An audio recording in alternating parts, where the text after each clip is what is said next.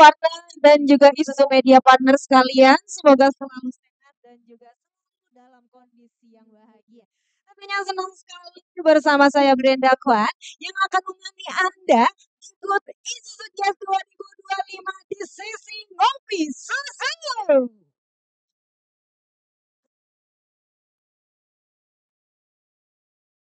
Luar biasa sekali lagi, boleh berikan tepuk tangan begitu luar biasa sekali lagi untuk kita semua pada hari ini. Dan juga tentunya senang sekali kembali saya menemani Anda di booth Isuzu Gias 2025. Dan dalam kesempatan yang begitu berbahagia ini, izinkan saya untuk mengucapkan selamat siang dan selamat datang kepada jajaran manajemen Isuzu, Dinas Perhubungan DKI Jakarta dan juga PT Transjakarta serta Isuzu Media Partner yang telah hadir di tengah-tengah kita semua pada hari ini. Dan juga tentunya pada segmen Ngopi Susu hari ini kita akan membahas hal yang sangat dekat dengan kehidupan masyarakat Jakarta sehari-hari ini. Di mana pastinya kita semua tidak asing dengan yang namanya jaringan transportasi umum. Nah, seperti yang ada di depan saya, tepatnya di sebelah kiri, ini juga salah satu yang selalu mondar-mandir ya di area Jakarta dan sekitarnya sebagai transportasi umum yang membantu kita untuk mencapai destinasi tujuan kita masing-masing. Nah, kira-kira untuk Isuzu partner sekalian pernah nggak sih kebayang cara mengatur transportasi umum? Terbayang? Karena kita biasanya cuma tahu tap 3.500 masuk nyampe gitu ya kan. Ternyata di balik itu semua memiliki banyak sekali hal-hal yang harus dipertimbangkan dan juga harus diberikan keputusan yang begitu tepat. Dan pastinya tidak semudah itu. Nah, kalau begitu kita juga akan membahas mengenai hal-hal yang pastinya menjadi salah satu pertanyaan kita semua.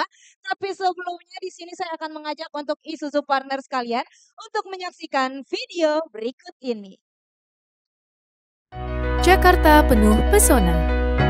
Sebagai kota global dan berbudaya, kini menuju Top 50 Global City pada tahun 2030 dan Top 20 Global City pada tahun 2045. Transportasi berperan penting mewujudkan impian dan harapan. Langkah strategis terus diupayakan untuk memajukan transportasi kita. Salah satunya dengan penyediaan transportasi publik yang berkelas dunia. Jakarta memiliki Transjakarta, MRT Jakarta, dan LRT Jakarta yang saling terkoneksi dalam sistem Jaklingko untuk kemudahan mobilitas kita bersama. Hingga saat ini, Transjakarta telah mencapai 1,2 juta penumpang setiap harinya. Disusul dengan MRT Jakarta dengan 115.000 penumpang per hari dan LRT Jakarta sebanyak 3.200 penumpang per hari. Tingginya animo masyarakat terus dibarengi dengan perluasan akses layanan. Kini, telah ada 370 bus listrik Transjakarta yang akan ditingkatkan menjadi 500 bus listrik hingga penghujung tahun 2025. Selain itu, Jakarta tengah membangun MRT fase 2A Bundaran HI Kota dan LRT fase 1B Velodrome Manggarai serta akan mengembangkan MRT East West. Semoga upaya ini dapat mewujudkan transportasi Jakarta yang berkualitas dan berdaya saing global. Boleh berikan tepuk tangan begitu luar biasa, Isuzu partner sekalian. Itu ya, kita melihat cara betul bukan? Nah, kalau begitu di sini kita akan membahas dan tentunya untuk Brenda ini di sesi talk show kali ini saya nggak sendiri, di mana kita akan ngobrol-ngobrol bersama dengan orang yang begitu luar biasa yang telah hadir di tengah-tengah kita semua pada hari ini. Langsung saja kita sambut dengan tepuk tangan yang paling meriah untuk ini dia Kepala Dinas Perhubungan DKI Jakarta Bapak Dr. Insinyur Syafrin Liputo ATDMT, Direktur Utama Bapak Well Vision User dan Business Strategy Division Head PT Isuzu Astra Motor Indonesia Bapak Rian Erlangga. Sekali lagi boleh berikan tepuk tangannya Isuzu partner sekalian. Selamat siang Bapak, apa kabar nih? Mungkin dari Bapak Syafrin terlebih dahulu. Siang, kabar baik Pak. Kabar baik, luar biasa. Terima kasih ya Bapak sudah hadir tentunya untuk memberikan kita beragam informasi pada hari ini. Dan juga tentunya selamat siang Pak Well Vision, apa kabar Pak? Selamat siang Mbak Brenda. Kabar baik ya Pak Baik ya, ya. luar biasa. Nah ini nih Bapak Rian, apa kabar Pak? Luar biasa. Luar biasa, tepuk tangan dulu dong untuk para narasumber kita pada hari ini. Baik, tentunya di sini kan kita akan ngobrol-ngobrol mengenai hal yang jujur aja membuat saya tuh sangat penasaran ya Pak ya. Tapi tentunya izin saya ingin memberikan pertanyaan terlebih dahulu nih kepada Bapak Syafin. Nah Pak, aku pengen tahu dong Pak, sebenarnya kan yang biasa kita tahu adalah KRL sama kalau bagian dari Jakarta ke Tangerang ya Pak ya, dan juga adanya Transjakarta alias busway nih Pak, ya kan. Selain itu mungkin ada apa aja sih Pak sarana dan prasarana angkutan umum yang telah ada di Jakarta? Ya, baik. Jadi Mbak Brenda, untuk sarana prasarana angkutan umum di Jakarta ini sudah sangat masif. Jadi kita kenal dulu 1882 itu pernah ada tram di Jakarta. Jadi melayani dari kota sampai dengan kampung lain. Nah, kemudian KRL pertama yang diresmikan itu pada 6 April tahun 1925. Artinya sudah setahun, sudah 100 tahun KRL beroperasi. 2004 Transjakarta pertama beroperasi. Kemudian 2019 pada bulan Maret MRT beroperasi. Disusul oleh LRT Jakarta pada Desember 2019. Nah, sampai saat ini di Jakarta sendiri selain moda tersebut juga sudah ada LRT Jabodebek. LRT Jabodebek terkenal operasional dari Cibubur Duku Atas dan Bekasi Timur ke Duku Atas. Ditambah lagi sekarang ada kereta bus Ya, betul. dari Halim Perdana Kusuma ke Bandung yang nantinya akan dilanjutkan ke Surabaya yang dalam tahap pembahasan. Selain itu, kami juga ada angkutan lautnya. Oke. Jadi Jakarta jangan dilihat hanya angkutan darat saja, ada angkutan laut ke Kepulauan Seribu. Karena ada kepulauan. Jadi ada kapal layanan dinas perhubungan yang melayani ke 11 pulau berpenghuni di Kepulauan Seribu. Ya, jadi itu moda transportasi dan tentu diiringi dengan infrastrukturnya, rel, kemudian terminal, halte bus, termasuk dermaga dan pelabuhan. Jadi semuanya kita harapkan bisa mendukung mobilitas masyarakat yang terus kita integrasikan sistemnya. Luar biasa, tepuk tangannya dulu dong. Ternyata kita selama ini yang kalau saya ya biasanya tuh numpang aja Pak. Ternyata di baliknya itu benar-benar secomplicated itu alias serumit itu. Dan juga tentunya kita ya terima enaknya gitu ya Pak ya. Luar biasa sekali. Tapi Pak, kan itu tadi kita sudah mengetahui di mana memang transportasi umum terutama KRL sudah hadir sejak 100 tahun yang lalu ya Pak ya. Disusul dengan angkutan umum lainnya. Terus aku mau tanya dong Pak, untuk kondisi penyelenggaraan angkutan umum di Jakarta saat ini itu seperti apa Pak?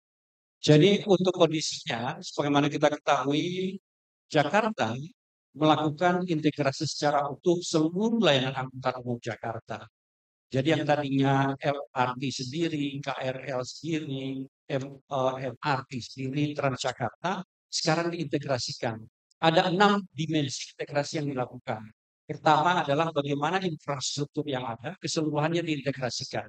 Jadi terminal, stasiun, KRL dulu kita turun stasiun, itu berpikir banyak untuk mendapatkan layanan angkutan. Semrautnya ampun-ampunan. Sekarang diintegrasikan stasiunnya. Kemudian diintegrasikan juga layanannya. Rutenya diintegrasikan dengan Transjakarta. Pak Dirut luar biasa integrasikannya. Kemudian tarifnya kita integrasikan bersama sistem pembayaran. Dan terakhir tentu yang diintegrasikan adalah data dan informasi atau yang kita kenal dengan mobility as a service. Semuanya diintegrasikan dan kemudian tentu yang mendapatkan manfaat adalah masyarakat Jakarta. Tarif yang tadinya berdiri sendiri, sekarang di Jakarta itu diintegrasikan menjadi tarif terintegrasi yang cukup 10.000. Jika kita naik MRT, LRT, dan Transjakarta itu harus minimal mengeluarkan 25.000. Dengan naik sekaligus dengan tarif terintegrasi, maksimum 10.000 rupiah masyarakat dapat menggunakannya. Luar biasa. Tepuk tangannya dulu dong. Itu ya manfaat yang kita rasakan ya Pak ya. Baik dari segi kenyamanannya. Terus juga kalau kita lihat dari segi pembiayaan dan juga pengelolaannya ini benar-benar kita merasakan manfaatnya begitu luar biasa. Terima kasih banyak Bapak sekali lagi atas kerja kerasnya. Dan tentunya di sini saya mohon izin ya Pak untuk memberikan pertanyaan kepada Bapak Welfizon.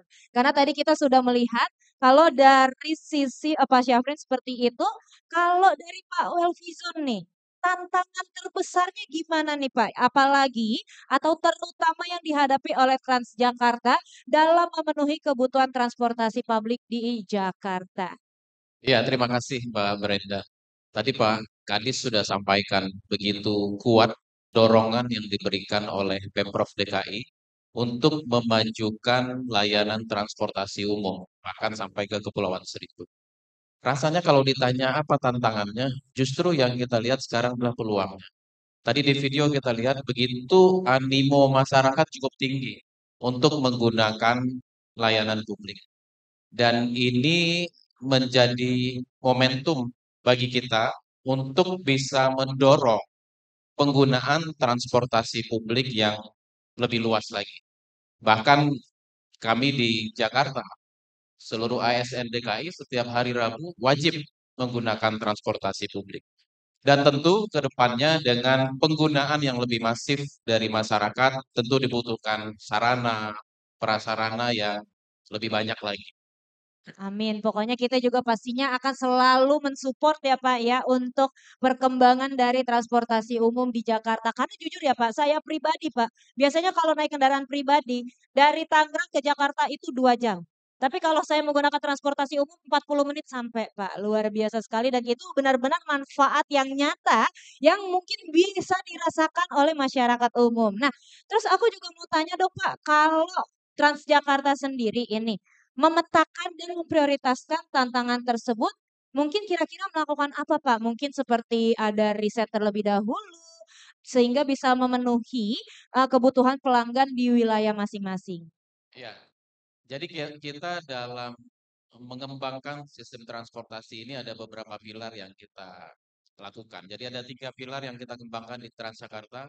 Yang pertama adalah pilar service. Service itu artinya kita mengembangkan layanan publik ini sesuai dengan kebutuhan atau demand dari masyarakat.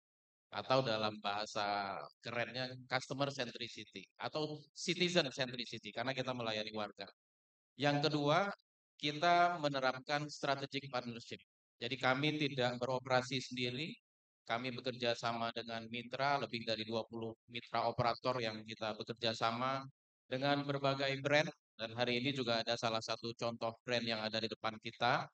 Dan juga yang ketiga adalah sustainability.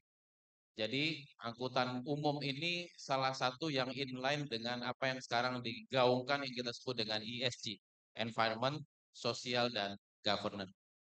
Sebagai ilustrasi, riset kami dengan WRI Indonesia tahun 2024, setiap perjalanan yang pindah dari mobil pribadi menggunakan bus Transjakarta, maka emisi per perjalanan per orang turun 94%.